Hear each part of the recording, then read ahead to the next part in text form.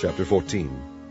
And it came to pass in Iconium that they went both together into the synagogue of the Jews, and so spake, that a great multitude both of the Jews and also of the Greeks believed. But the unbelieving Jews stirred up the Gentiles, and made their minds evil, affected against the brethren.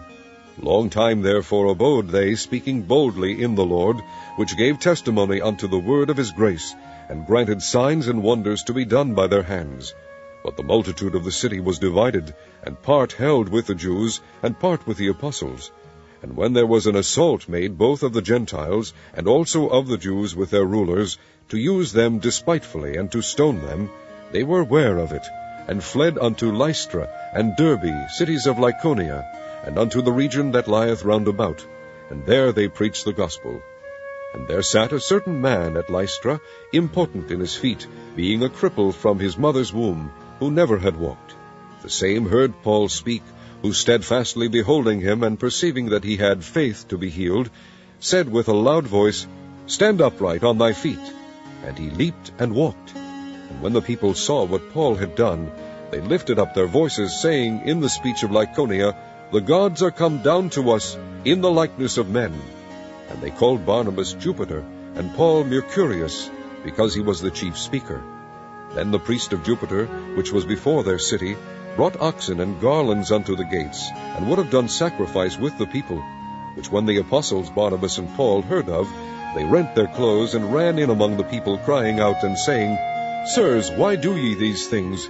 We also are men of like passions with you, and preach unto you that ye should turn from these vanities unto the living God, which made heaven and earth, and the sea, and all things that are therein, who in times past suffered all nations to walk in their own ways. Nevertheless, he left not himself without witness, in that he did good, and gave us rain from heaven, and fruitful seasons, filling our hearts with food and gladness. And with these sayings scarce restrained they the people, that they had not done sacrifice unto them. And there came thither certain Jews from Antioch and Iconium, who persuaded the people, and having stoned Paul, drew him out of the city, supposing he had been dead. Howbeit, as the disciples stood round about him, he rose up and came into the city, and the next day he departed with Barnabas to Derbe. And when they had preached the gospel to that city, and had taught many, they returned again to Lystra, and to Iconium, and to Antioch, confirming the souls of the disciples, and exhorting them to continue in the faith, and that we must through much tribulation enter into the kingdom of God. And when they had ordained them elders in every church, and had prayed with fasting, they commended them to the Lord, on whom they believed. And after that they had passed through Pisidia, they came to Pamphylia. And when they had preached the word in Perga, they went down to Attalia, and thence sailed to Antioch, from whence they had been recommended to the grace of God for the work which they fulfilled. And when they were come, and had gathered the church together, they rehearsed all that God had done with them, and how he had opened the door of faith unto the Gentiles.